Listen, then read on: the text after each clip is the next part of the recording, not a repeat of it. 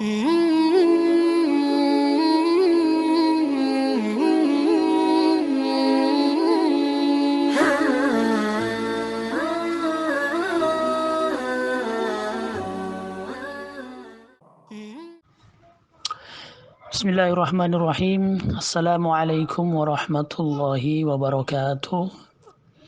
Alhamdulillah, assalatu wassalamu ala rasulillah wa ala man ittaba'al huda. Para pendengar yang dimuliakan Allah, pada kesempatan ini kita akan masuk pada dasar atau landasan daripada kewajiban siyam Ramadan.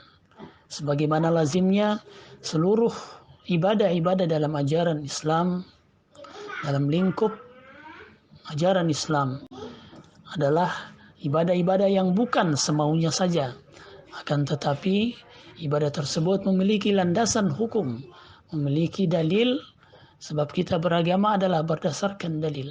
Maka demikian juga dengan siyam Ramadan, berdiri atau tegak di atas dalil-dalil baik dari Al-Quran Rasulullah SAW.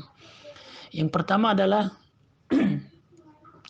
dalam surah Al-Baqarah ayat 183, sebagaimana sering kita dengarkan, bahwa itu sesungguhnya merupakan landasan daripada kewajiban berpuasa Ramadan. Ya ayyuhalladzina amanu kutiba alaikumus siyam kama kutiba alal ladzina min qablikum la'allakum tattaqun. Demikian juga yang kedua adalah berdasarkan atau berlandaskan pada hadis Rasulullah sallallahu alaihi wasallam, yakni bunyal islamu ala khamsin syahadati an la ilaha illallah wa anna muhammadar rasulullah wa iqamis salah wa ita'iz zakah wa hajjil bait wa shaumi ramadan. Rasulullah sallallahu alaihi wasallam menginformasikan bahwa Islam dibangun di atas 5 dasar. Tidak ada Tuhan melainkan Allah, mendirikan salat, menunaikan zakat, mengerjakan haji, dan berpuasa pada bulan Ramadan. Hadis riwayat Imam Al-Bukhari, Imam Muslim, An-Nasai, Ahmad, dan At-Tirmizi.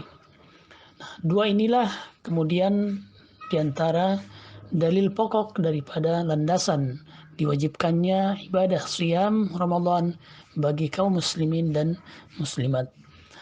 Para pendengar yang berbahagia, selanjutnya yang akan kita pertanyakan adalah siapa saja orang-orang yang diwajibkan berpuasa Ramadan atau siyam Ramadan tersebut. Nah, orang yang diwajibkan berpuasa pada bulan Ramadan tersebut adalah semua muslimin dan semua muslimat yang mukallaf, selama mereka tidak terhalang daripada berpuasa tersebut, ataupun selama mereka masuk kategori 3 orang yang tidak dibebani daripada hukum taklif atau hukum syariat Islam itu sendiri, yaitu an-naimu hatta yastayqiz, orang yang tidur sampai dia bangun. Ini tentunya dalam konteks siyam Ramadan, kategori yang pertama ini tidak termasuk. Yang kedua adalah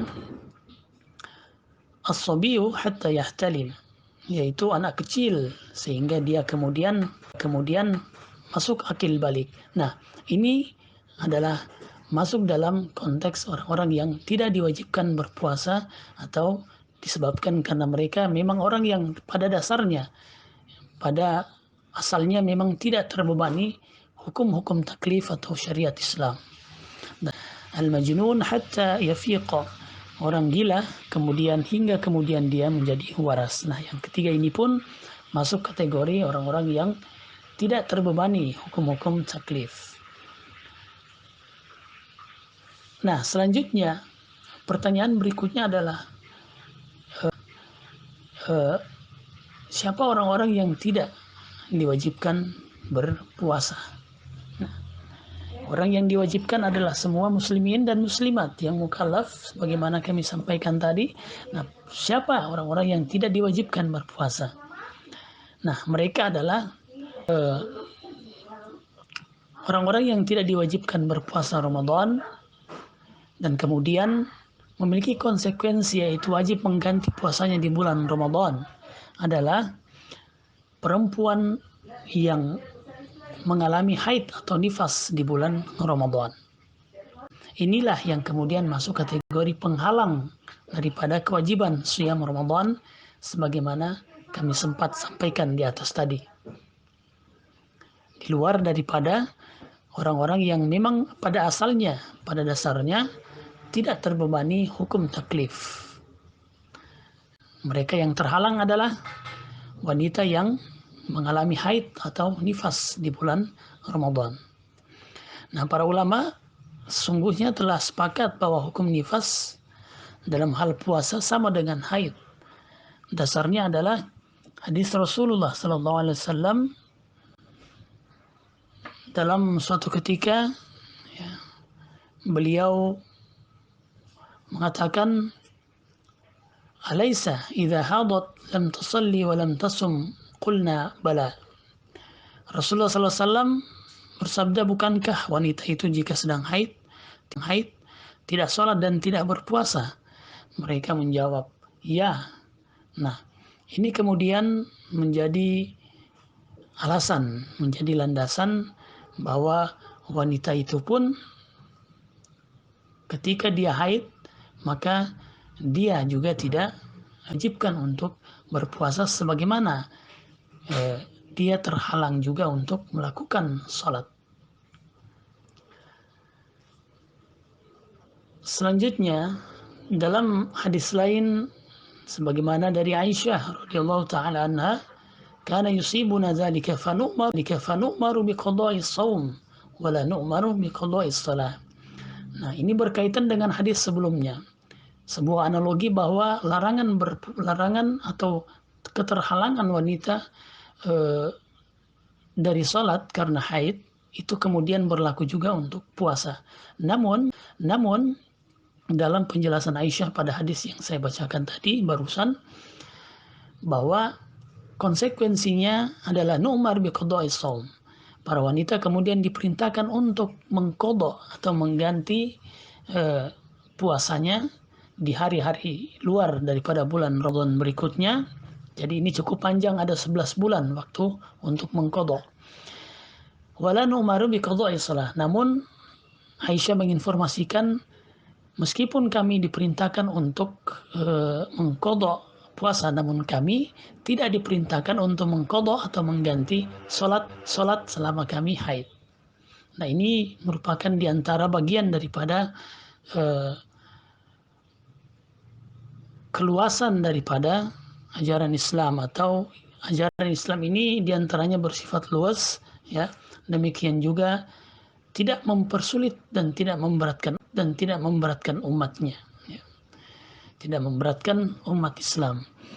Para pendengar yang dimuliakan Allah, ini kiranya hal-hal yang perlu menjadi perhatian kita terkait dengan landasan atau dasar berpuasa. Demikian juga siapa saja orang-orang yang diwajibkan untuk berpuasa dan siapa yang tidak diwajibkan berpuasa namun memiliki konsekuensi memberi gantian atau mengqadha puasanya di hari-hari di luar daripada bulan Ramadan. Nah, mudah-mudahan ini mampu memberikan informasi yang positif bagi kita, dan mudah-mudahan pada puasa hari ketiga ini Allah senantiasa memudahkan segala urusan kita. Demikian juga mudah-mudahan Allah menerima puasa kita pada hari ini yang insyaallah dalam beberapa waktu ke depan akan kita selesaikan, dan kita akan masuk pada hari keempat ditandai dengan tahari sekaligus sebagai tanda waktu berbuka. Hadanallah wa iyyakum ajma'in, fastabiqul khairat, nun wal qalami wa ma yasturun. Wassalamu alaikum warahmatullahi wabarakatuh.